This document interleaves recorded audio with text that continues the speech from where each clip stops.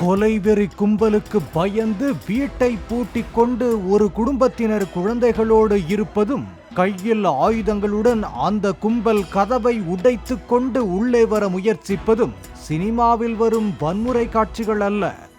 மதுரை மாவட்டத்தில் பெண் காவலரின் வீட்டை தாக்கிய நிஜ காட்சிகள்தான் இவை.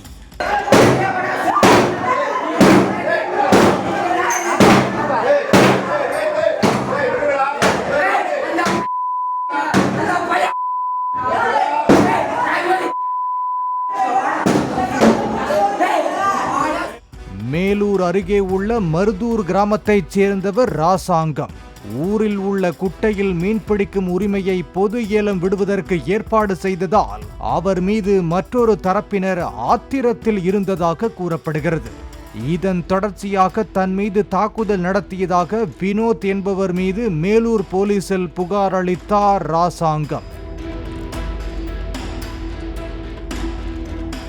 இந்த நிலையில் சம்பவத்தன்று இரவு 11 மணி அளவில் ராசாங்கம் வசிக்கும் தெருவின் மின் இணைப்பு துண்டிக்கப்பட்ட நிலையில் கையில் ஆயுதங்களுடன் நுழைந்த 12 பேர் கொண்ட கும்பல் ஒன்று தெருவில் நின்று கொண்டிருந்த ராசாங்கத்தின் அண்ணன் அசோக்கின் மனைவியை தாக்கியதோடு வீடு புகுந்து அசோக்கையும் அவரது மகன் விஜயையும் கடுமையாக தாக்கியதாக கூறப்படுகிறது.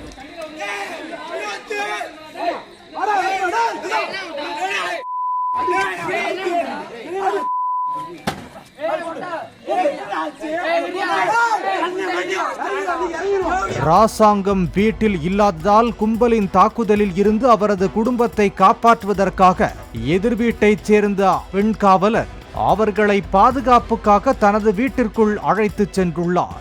இதனை தெரிந்து கொண்ட கொலைவெறி கும்பல் அவர் ஒரு போலீஸ் என்று சிறு பயம் கூட இல்லாமல் அவரது வீட்டு கதவு ஜன்னல்களை உடைத்து வெறியாட்டமாடியது.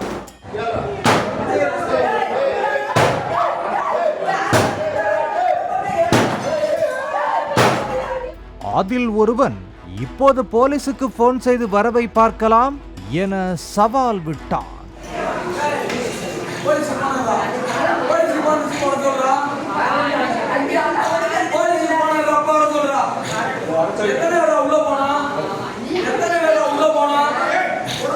வீட்டிற்குள் இருந்தவர்கள் தடுக்க முயன்ற போதும் ஒரு கட்டத்தில் முடியாமல் போகவே அந்த கும்பல் வீடு புகுந்து அங்கிருந்தவர்களை தாக்க துவங்கியது. அதில் ஒருவன் வீட்டிற்குள் இருந்த குழந்தை ஒன்றை தாக்க முயல அந்த தாய் கண்ணீரோடு கெஞ்சி தடுத்தார்.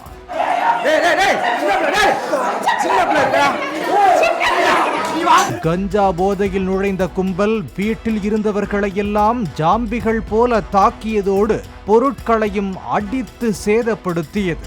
அடைக்கலம் புகுந்தவர்களில் சிலர் பின்புற வாசல் வழியாக தப்பிச் சென்றனர். காவல்துறையில் பணியாற்றி வரும் ஆறுமுகத்தின் மகள் பிரசவித்த பச்சிளம் குழந்தையோடு வீட்டில் இருந்ததால் உடனடியாக காவல்துறைக்கு இந்த கொடூர தாக்குதல் குறித்து தகவல் அளித்துள்ளார். சைரன் வைத்த வாகனத்தில் போலீஸ் படை வருவதை பார்த்த பிறகே அந்த கொலைவெறி கும்பல் அங்கிருந்து தப்பிச் சென்றதாக கூறப்படுகிறது.